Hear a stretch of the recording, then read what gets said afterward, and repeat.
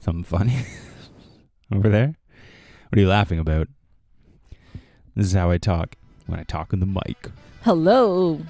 Yeah. Salutations. Salutation. Salutation. Salutation. Salutation.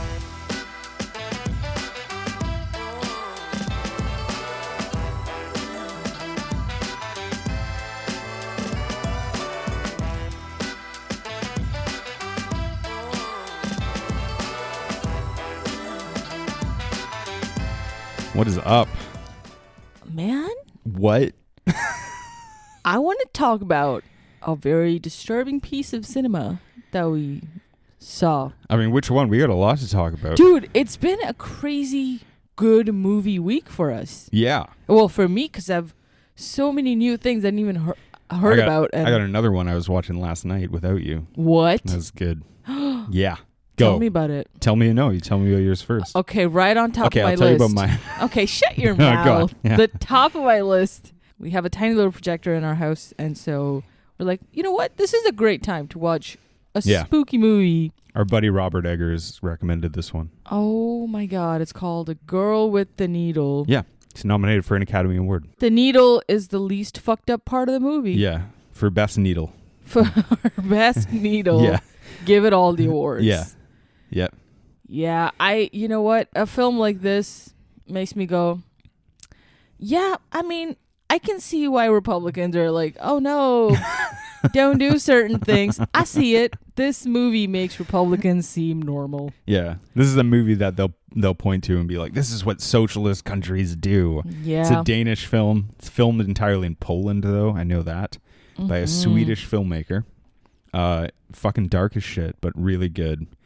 If I had seen it in time, that probably would have been one of my favorite movies of the year. It was really fucking good. Yes. I really enjoyed it. Good job, Dane. Good job, those people. You people. You Good people, job. you did it again. Yeah. We saw Presents. That's by right. Mr. Steven Soderbergh. Boof.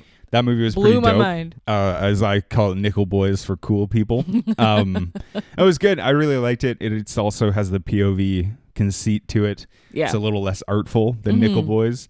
But on the plus side, it's a whole hour shorter, which is cool. Well, yeah. You're in and out. You're pretty much hooked the entire time. I thought it was cool. And if you're a dumbass like I am, you don't realize what's going on until after you leave the theater and you're waiting for a cab to go home. And then I have to explain to you what happened. Yeah. And then your co-host tells you 'twas the presence all along. Yeah, don't say anything. Don't spoil it. There's no spoilers. Came out. I'm Yeah. just saying a presence was felt. But not in my head. There's like a minor. There's definitely, you could spoil that film. There's not a twist, but at the end, there's a reveal, I guess you call it. Yeah. But it's good. I really enjoyed it. That's Well Soderbergh. done. He's got a really bright future. This guy. Yeah. Stefan Soderbergh? Chiffon Soderbergh. Stefan yeah. Soderbergh. Then we watched Queer Yeah. the other night. That's right. That was a whole hour longer than Presents as well. That was the Nickel Boys of Nickel Men. The nickel grown. guys, nickel dudes. I liked parts of it. I didn't like all of it. Yeah. Yeah, but I mean, I don't know what to say about it. It was fine. Well, I just thought it was it was completely different than what I thought it was going to be. It was exactly how I thought it would be. Really? Yeah. I didn't know it would be, heartbreaking in that way. Yeah, the ending is heartbreaking, but the extra 20 minutes of ayahuasca tripping was a little yeah. Nah, Okay. Right. I mean, I have a thing a lot like how I feel about weddings and funerals in films. Drug trips, I'm also always as a person who's not interested in psychedelic drugs very much, they always strike me as, whenever people have that in a film, it always strikes me as the director had just done it that summer and was like, I had a great experience and I want to show it in my film. Yeah. The other thing I was thinking too was well, the one in Queer is undoubtedly cool the way they do it, and I won't explain it because it's hard to explain. It's too long, but another thing I think about them, sometimes I wonder if those long drug trip sequences are directors and actors love them because they don't have to follow the script, really. Yeah. Because in a script, Yeah. I don't know how much Justin Kritzkus like explained the drug trip, but it does Totally. feel like something that you work out in the filming as a director and the actors. But they're often like too long and too kind of like, I'm like, I don't fucking care about this. Like, great. You love psychedelics. Cool. Maybe it's part of the process where they sit in a circle and do it. Yeah. And then he just goes, action. Maybe they were all on They're ayahuasca all the entire fucking time. Yeah. lit the entire time. Yeah. Well, that was the big twist in Queer is that he's been on ayahuasca the whole time. And he's Start just to back finish. in Baltimore just being like, oh, man, I just woke up from my ayahuasca It's trip. directly after he's one of his 007 films, and he wakes up in Mexico. But- And he's like, Yeah, but he doesn't wake up as like sexy Daniel Craig. It's No. like Brendan Gleeson, and he's like, "Oh, I dreamed I was so hot." oh no, Brendan Gleeson, you are hot. Yeah, Daniel Craig. Another spoiler is that like Daniel Craig looks incredible, but he's definitely supposed to be a little schlubby the way that Jason Schwartzman is in the film. But he looks fucking amazing. This is my favorite Jason Schwartzman film. Oh, definitely. He is so good. He's doing what Jared Leto should have done in Yeah. House of Gucci. But Just beautiful. The thing Perfect. about Jason Schwartzman is he's never ever been in another good film, so it's like it's not a high bar to Yeah, clear. yeah. But something about his face is not for me, man. Like every time he fucking shows up in anything, Wes Anderson or whatever, like he shows up in all the things with his fucking face. Yeah, Jason Schwartzman. that's not a very fair criticism. He can't do anything about that. Sure, he can.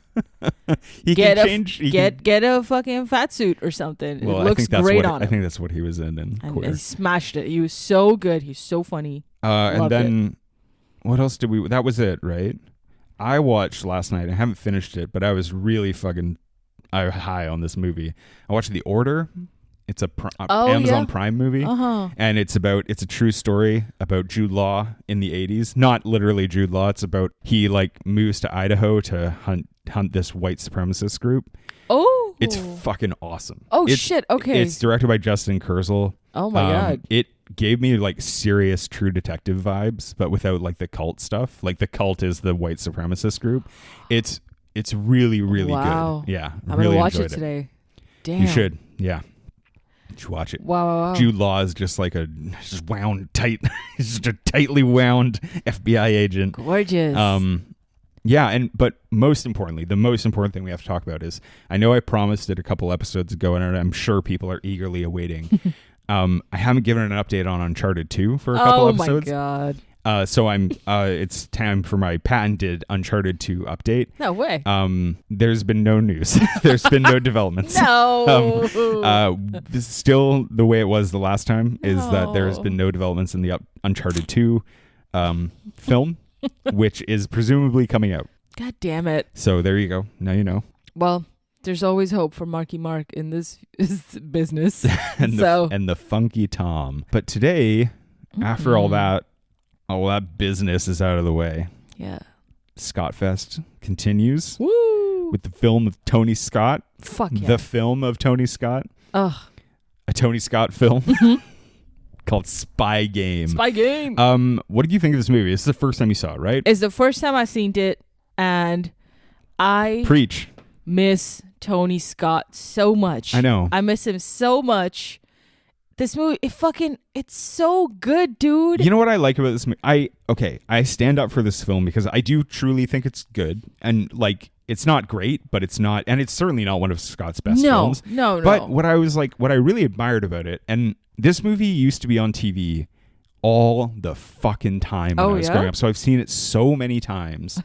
And what I admire about it in light of Scott's oeuvre is like his ability to tone down his own style to make like a spy thriller, because oh my God. Enemy of the State is like a spy thriller, Yes. and Spy Game is very much like a sister film to Enemy of the State. They came out, I think they were the films that he did back to back. Yeah. The way that this film, he tones down a lot of his style in order to tell a story that is like you need to tell this story through Robert Redford sitting in a conference room instead of through like the chaotic kind of visual style and the frenetic editing that he uses in Enemy of the State. Yeah. Or the like trippy balls shit he does in Man on Fire. It's not a great film, but it's a good movie. Yeah. And I like a lot of aspects of it. It's like if Enemy of the State had, if the paranoia of that movie had like even more solid foundation. Yeah, you know what I thought the other day was it's Enemy of the State, but the characters are reversed. The old guy is the character who's telling the story, and the protege is the mysterious kind of character who you only know him through Robert Redford. Whereas in Enemy of the State, Will Smith, the protege, he encounters Gene Hackman, who becomes his like, the dude who teaches him the shit. guide. He's the Gandalf the Grey of CIA NSA shit.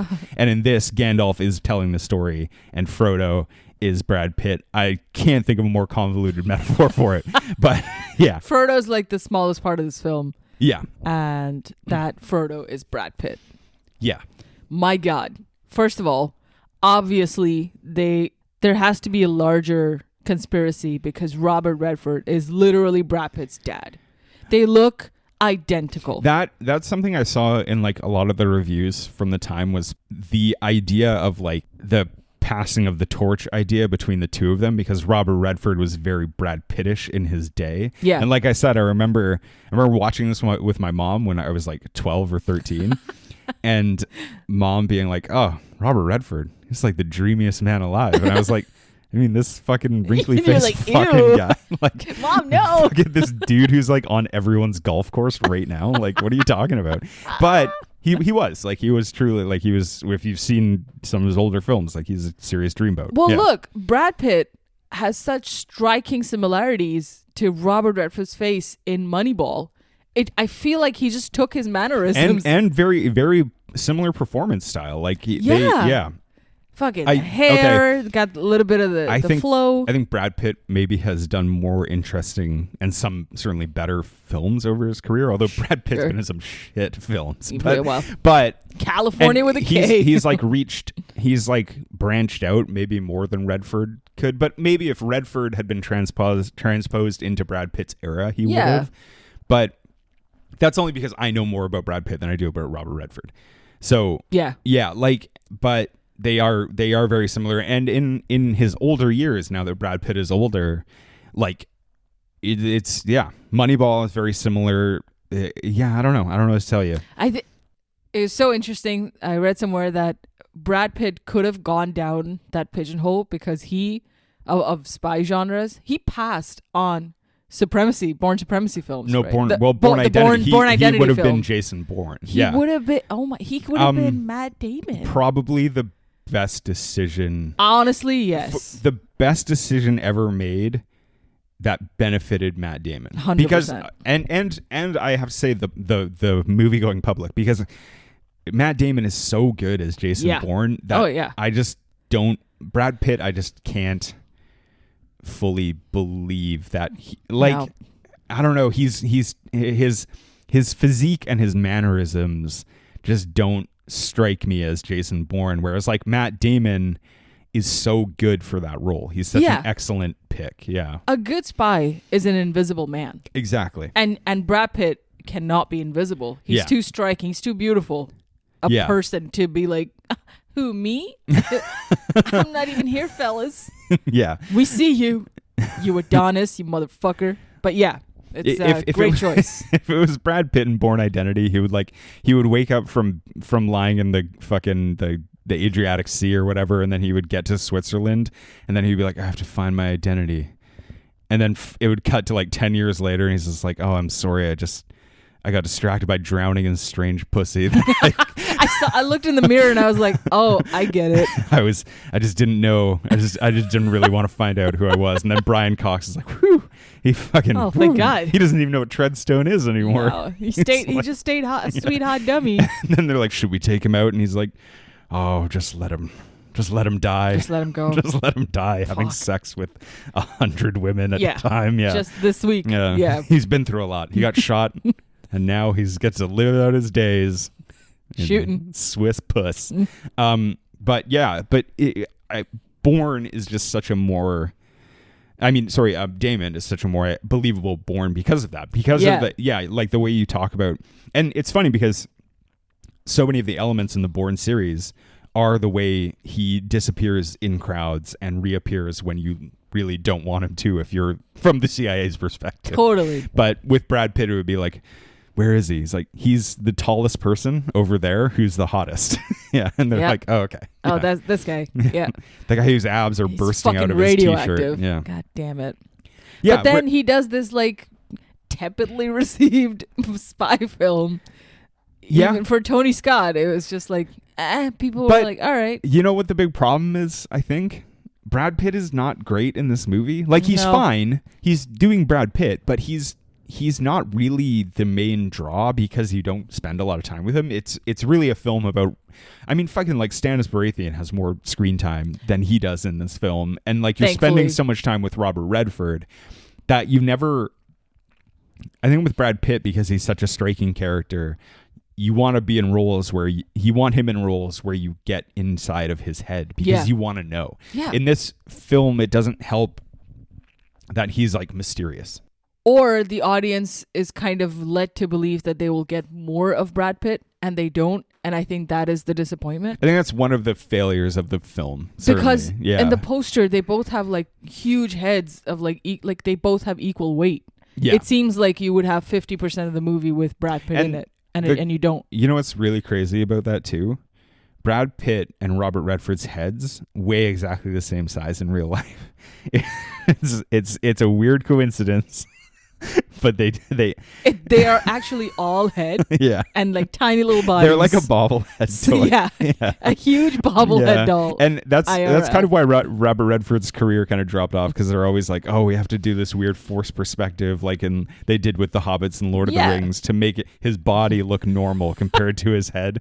And then is like, Robert, remember, when you go through a doorway, don't duck, don't move. The doorways are specially shot enlarged for fit your huge head. Yeah. That's why they look the same. Yeah, that's why they look the same, except Brad Pitt is probably like a foot taller than Robert Redford. Is he? But like the movie suffers from, you never get to see Brad Pitt's perspective, but only because it's Brad Pitt.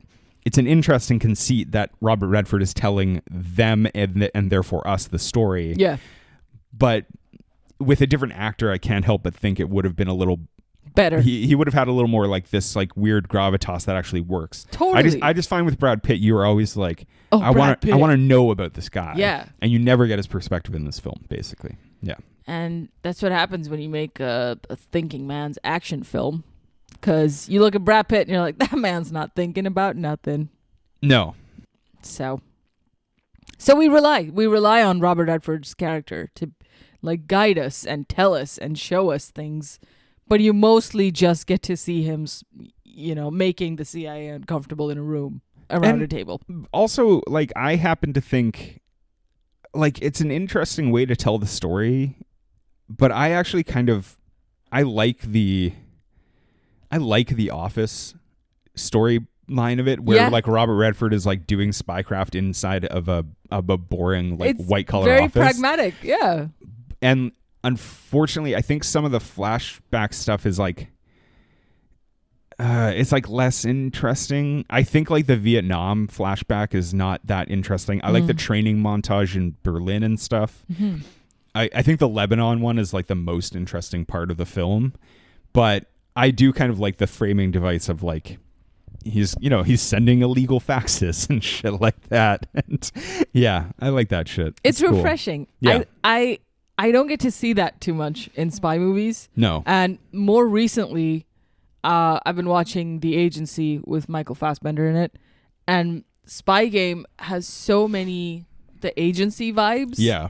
That's what you said. Obviously, Tony Scott, fucking ahead of the game, probably just wanted to make this into a miniseries if he could. It would benefit from it. Yeah, maybe. Just because you have to jam so many back and forths and different countries and all this shit into one film. Yeah. It can be a lot because you have to pay attention to so many little happenings to like piece it together. Yeah. And it helps if you don't fall asleep a lot. Yeah, like some people did While while we watching watched it. this movie, which Yeah, so is fucking we're not going to bullshit. name names, but Yeah, we won't call anyone out, but just don't pay attention. don't fall asleep when you're. That's what they watching should it. do. They should try watching the film, paying attention to it. All I'm saying is they make it seem like it's so easy to be a spy in the fucking 70s because this like beautiful American man walks into a Chinese prison and then, pretends to electrocute himself to death. Yeah, I mean, that doesn't seem easy. That seemed like it was really hard. But they just keep him there. They're like, oh, yeah, no big deal. Yeah, and then they torture him. Yeah. Kind of think they're like, no, it is a big deal. Oh, damn it, you fucked up. Yeah. This is where the not falling asleep would have helped. I was there for But it. but really, it's a great film. It's so entertaining. It'll keep you awake, unless you're fucking old sleepy seed oil over here. What the hell? I think there's like a weird resurgence of like spy content in the world today, like currently, because like you've talked a lot about The Agency is something I haven't watched but I want to, and then like a friend is like big on Slow Horses right now, which I've heard is like incredible. Unfortunately, it's on Apple TV Plus, which means I won't watch it for another 7 years or so. But like, there's all these like good spy content coming out. That's like, it's like the counterpoint to like James Bond. Yeah. Because I just watched No Time to Die for the first time like a couple months ago. Oh. And like James Bond is like fun, but like the idea that he's a spy is absurd. Like it's always been just so and the movies are like, no, you should take this very seriously. And it's like, I don't know, doesn't seem very spy like. Is it the Fast and the Furious of spy world? Yeah, well, it's a little better than those movies, but like I like the refreshing stuff of like, even Bourne is like pretty over the top for spy stuff. Yeah. And it's funny, I was reading, there's not a lot of reviews you can find. Certainly not a lot of people like, this is why we are the most trenchant podcast about good movies from the past. It's because this movie isn't like forgotten, but it's not also like something people are like, oh, fucking love Spy Game. Like, it's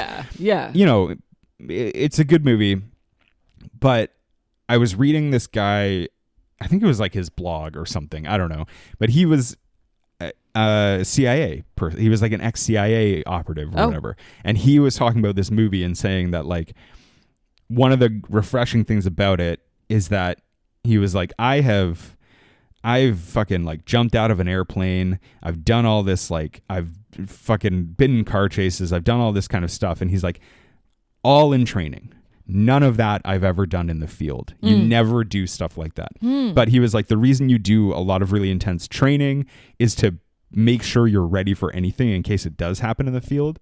But when you go out in the field, what you're doing is like, you're walking and you're changing cars, you're changing clothes, you're putting chalk marks on walls, and then you're wondering if you did it all correct because it's all so full of subterfuge. And he was like, the cool thing about Spy Game is it gets that stuff kind of right, in that like it's not about getting in gunfights and jumping out of airplanes. And I was like, yeah, that's actually, I agree that that's what this film gets right. So it's cool. Like more like Ripley that way. Yeah, but Ripley is or like a repressed deception. Homosexual criminal. Yeah. I mean, imagine if like that was his job. Hey, be Ripley. I think Brad Pitt was also up for Ripley. Really? And then Damon took that away too. Another great coup for the world. Yeah, because Brad Pitt would have been terrible in that role. Yeah, man. Yeah. It's like, of course, this girl's gonna leave her boyfriend, husband, or whatever to be like, oh, Brad Pitt is here. That's the thing. She doesn't in Ripley. She's still like, I think you're a creep, and it's like, right. yeah, but I'm Brad Pitt. Yeah, true. Whereas like Matt Damon, it's like, yeah, I'm a little freak, and yeah. But yeah, like I like that about this film. I think it's like Tony Scott is like very restrained in it, and that's kind of cool. But yeah, you want to talk plot? I do want to talk plot because there's a lot of plot. I'm gonna have to do it off the top of my head because I didn't write it down. Perfect. Okay. We start in this prison in Hong Kong, in Hong Kong, China. It's a big city in China called Hong Kong. It's in the 90s, in the early 90s. Brad Pitt, this most stunning, beautiful doctor, he comes in this prison with this team. They're going to give cholera something, or rather vaccines for something. Medicine. they want to give them to all the prisoners. And what he ends up doing is like deliberately, you know something's up. They're a team doing something. He deliberately electrocutes himself, and then he's like brought back to consciousness in some other room, and he goes off through the prison to go find someone, and then he's caught after he finds someone hidden under a blanket, basically. Yeah, he's like caught by the authorities after they fix the power. Cut to Langley, Virginia. Robert Redford wakes up, and his buddy, who's the dude from Gladiator, who's like the announcer guy who's amazing with the greatest voice in all of cinema, wakes him up, and he's like, you have to go to the office because you got to look at this thing that I'm sending. And the thing that he's sending when he gets to the office is that the Chinese government claims that they caught someone doing spy shit in this prison or somewhere or whatever, and they're gonna fucking cut his head off in like a day, right?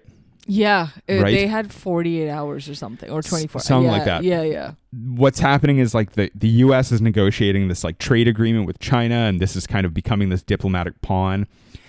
They talked to Redford because Redford was his mentor, Brad Pitt's mentor, and they want to know about his background and about all this stuff. But it slowly becomes clear to Redford that, and also it's Redford's last day before he retires. That's right. That's another cool conceit about this film. Right. And it slowly becomes clear to Redford that they're trying to dig into all of this stuff to find unsavory things about Brad Pitt so that they can find an excuse to not go in and rescue him. Yeah. Redford tells a story about how they met, which was in the Vietnam War. He meets him. He was a scout sniper who the CIA was brought in to kill this Laotian general, which is just cool stuff America was doing in the 70s. Hey, there's no moral hand-wringing in this movie. They're just like, everyone is at fault at all times doing all the bad things. What's the line? There's like the line he says that is like basically states the entire theme of the film, where he's like, you know what I used to love about the job is that it used to be so clear who the good guys and the bad guys were. That's literally the entire thing, because like Redford is working for the CIA but against them, and like to save Brad Pitt the whole time. And also it's interesting because something I noticed on this rewatch is like Redford is kind of, and he says this to Brad Pitt when he's training him, but Redford is always on the job.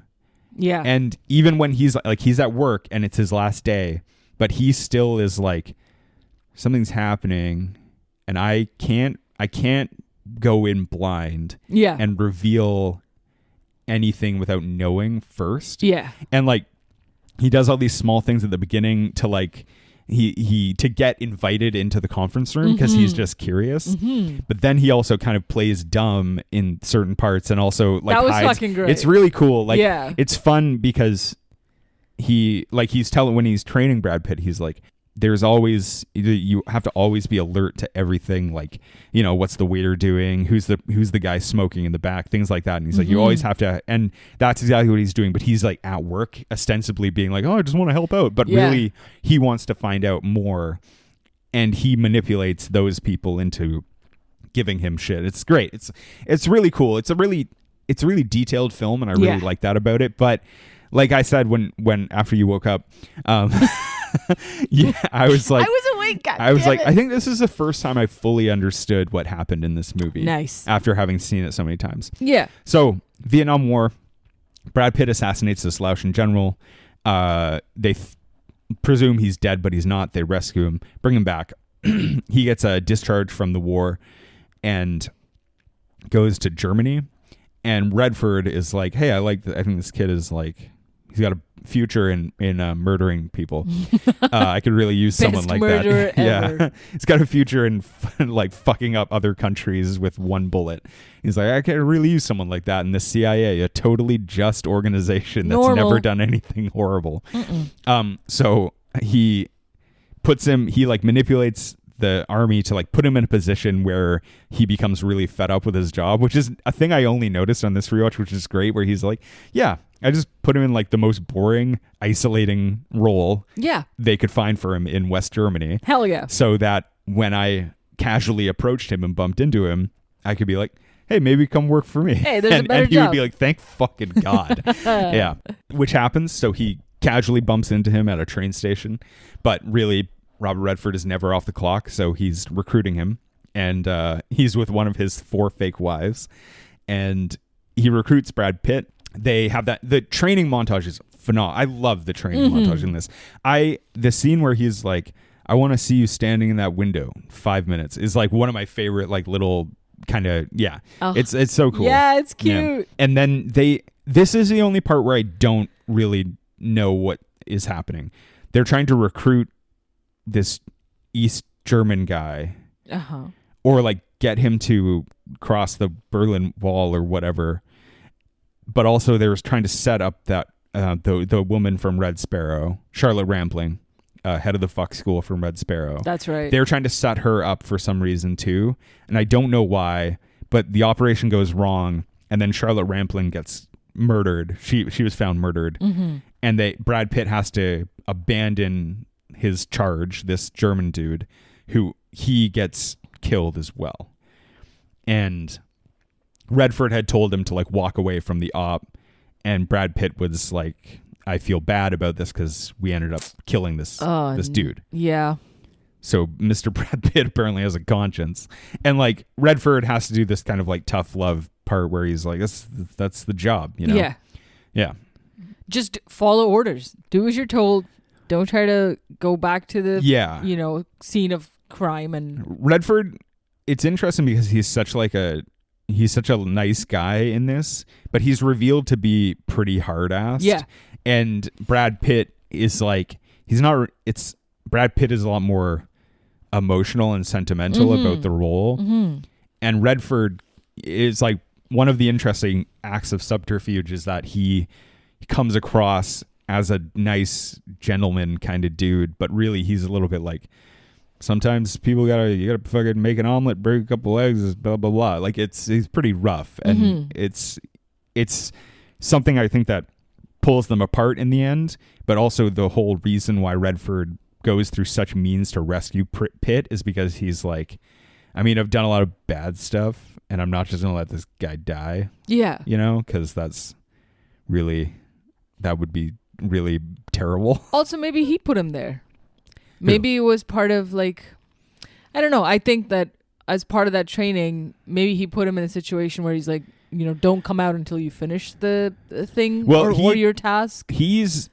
I think Redford is certainly by a weird turn of events responsible for Brad Pitt going into the prison to find his girlfriend. Like a father. Right? Yeah. And so Redford does everything as we get to Lebanon, which we'll talk about. He does everything in his power to stop Pitt from like falling in love with this woman. Yeah. And he's like, oh, I can't do anything about it. And so yeah, like they fast forward to Lebanon during the Lebanese Civil War, and it's like this kind of chaotic place. Redford goes into, they want to assassinate this sheikh who lives in Cyprus but comes to Lebanon occasionally, and he's the head of something or whatever.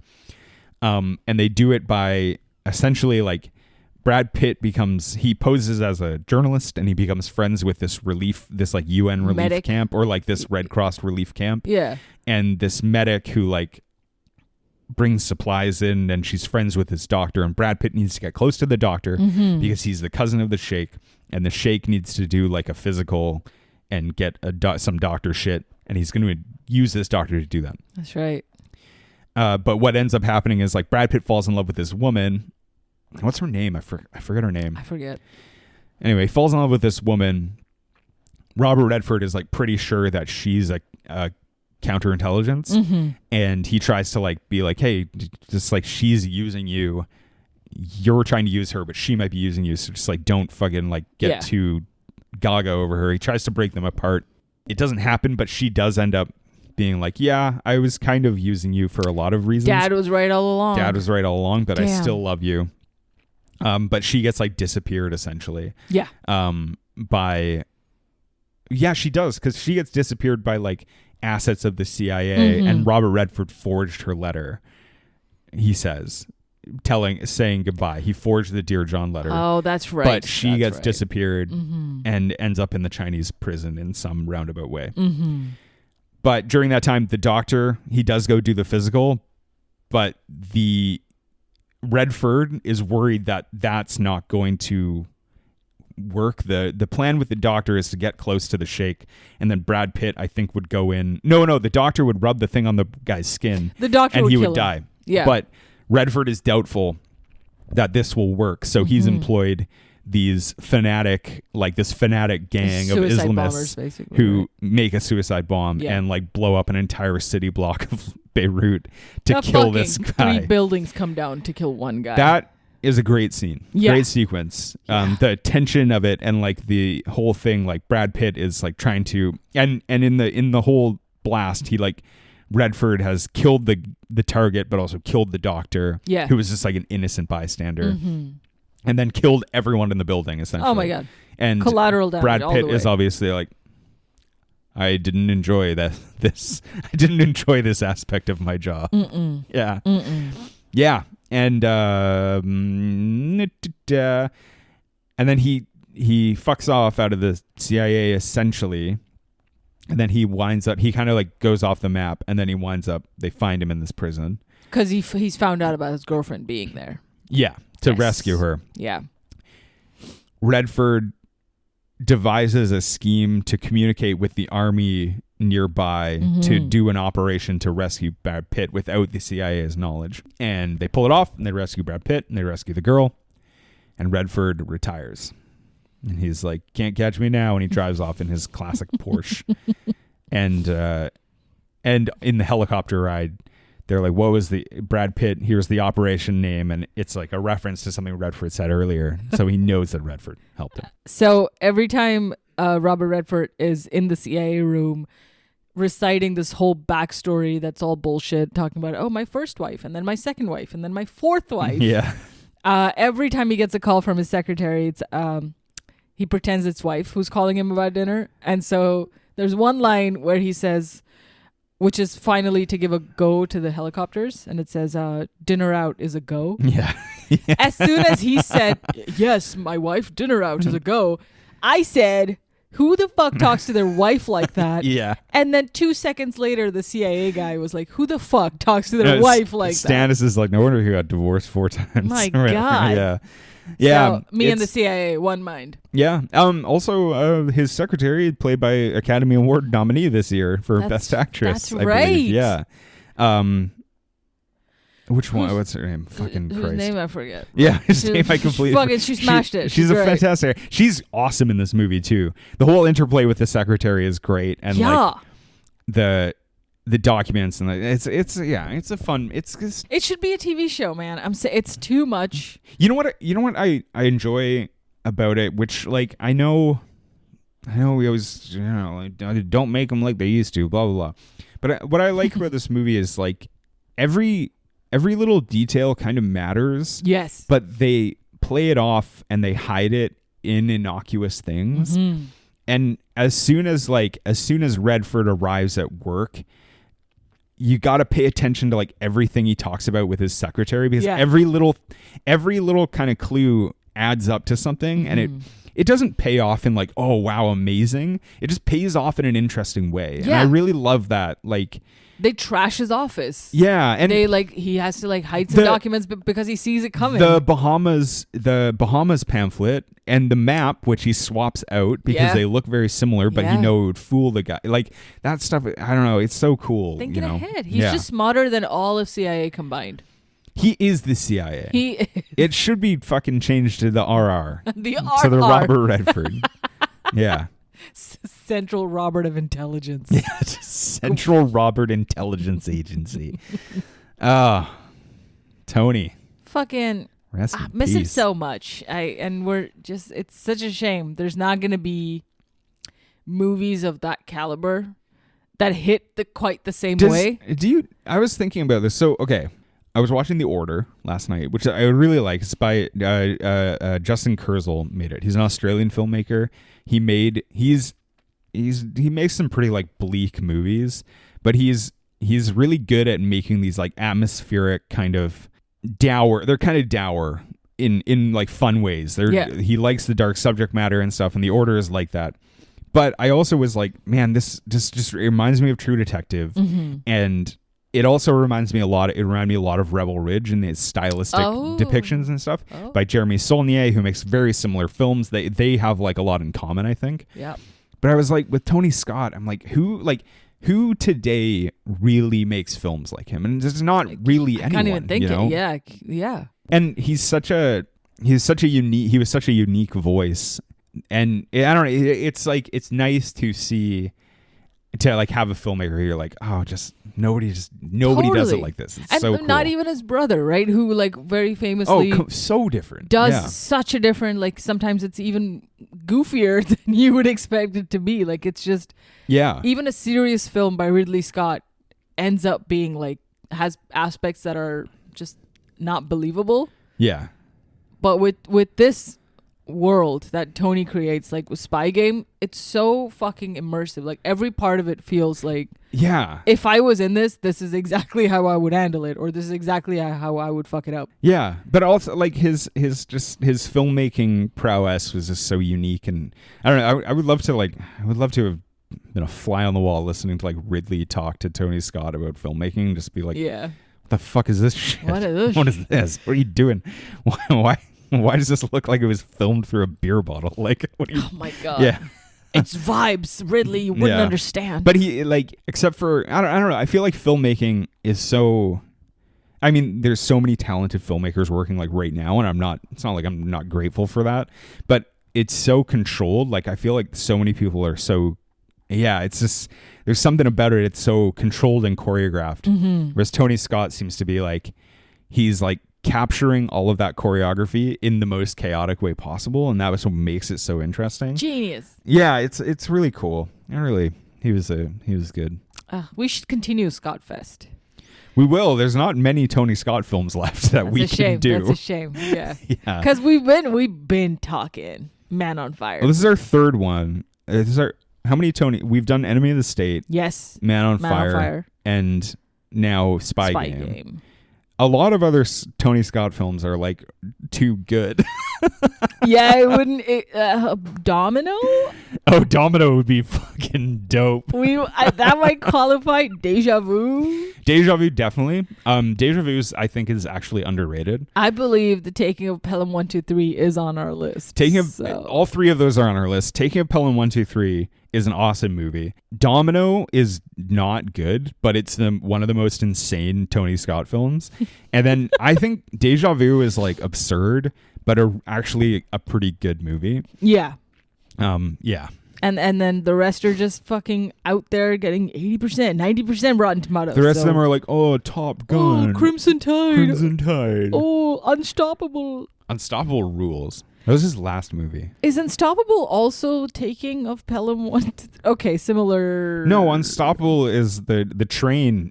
If the train was taking Pelham 123 and not John Travolta, that would be Unstoppable. Oh. You've never seen Unstoppable? I thought that's what Taking Pelham was, because also a train. No. Where they take the train from the end. Taking of Pelham 123 is like a terrorist takes a train over. Right. Unstoppable is about the train takes humanity over. This motherfucker. 2 films. Okay, dude. You would think just reading about, if someone pitched you Unstoppable, they'd be like, it's about a train. It's a true story about a train that it went off. There was no person in the cab, and it went. It just was unstoppable. It was unstoppable. And you'd be like, that sounds fucking dumb. That movie is so good. Well, I mean, it's got crazy high ratings. It's fucking awesome. Okay, we about to find out. It's like if the shark in Jaws was a train. These 2 movies are a year apart. I know. He was fucking. But I love it. What's so wonderful about those 2 movies specifically is they both have Denzel, correct? Yes. Denzel doesn't play a cop. Doesn't play. He's an MTA operator and a train driver, in both of them. And Okay. he's incredible. He just plays like a regular dude. There's Sick. nothing sexy about him at all. Wow. And it's brilliant. They're both fucking amazing. Chris Pine is fantastic and Unstoppable. John Travolta is John Travolta in Taking Pelham 1, 2, 3. But, you know, like those two movies, it's such a... Damn. It's so upsetting to think that he died shortly after, and you're just like, he had so much life in him, you know? In Crimson Tide, the train is on water. This is an unstoppable ship train. Yep. Okay, I like it. In Man on Fire, the train is on fire. Yeah. And the original title for Top Gun was Top Train. Top Train. Top Train, yeah. The original script of Top Gun was entirely actually about them driving military trains. And his name actually was Trainee Scott the whole time. And he insisted people call him that. And they were like, Tony, no. You have to get a hold of yourself. yeah. Yeah. Oh, man. Spy Game. Spy Game. Wow, I like this wow. movie. I think it's like Fuck yeah. probably rate pretty low on Tony Scott's films, but yeah. has he, like, every film he makes is worth talking about in some way. For sure. Like it was, yeah. Oh, my God. I don't know. And it's the perfect rainy day watch. It's the perfect afternoon cinema where you can just like get fucking lost in it and totally not and just sleep stay or awake the whole time. don't be- yeah, And, like, don't- yeah. Because you're just like, oh man, what game are they playing? It's like, and then actually, I think the words you used were just like, yeah, wake me up when a fucking train shows up. Fucking losers. You only wake me up when a fucking train gets here. All right. I respect it. I respect it. I respect you Thank you. a great deal. He said through tears. Thank you for listening. Hell yeah. Scottfest is over for another 6 weeks or so. Small hiatus. We shall return. Just to reiterate, no new news about Uncharted 2. So in the meantime, you'll just have to be satisfied with Uncharted 1. Can I just say, Satisfied? I looked up, I was like, you know, I was like, oh man, I haven't given an Uncharted update. What is going on? I looked up, Googled Uncharted 2, the film, looked at like the news tab.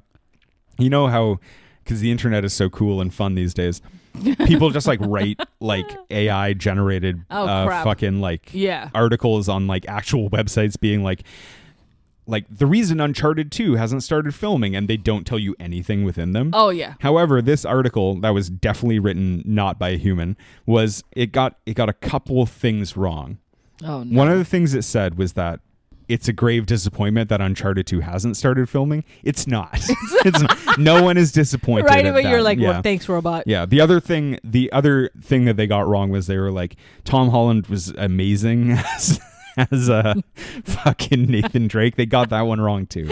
But you know, some AI generation is not as good as other ones. That's because the entire plot and the fucking dialogues and everything was written by AI for the first film. True. Or Yeah. it sure felt like it. So sorry to any human involved. Yeah. But, you know, hey, don't talk like a robot.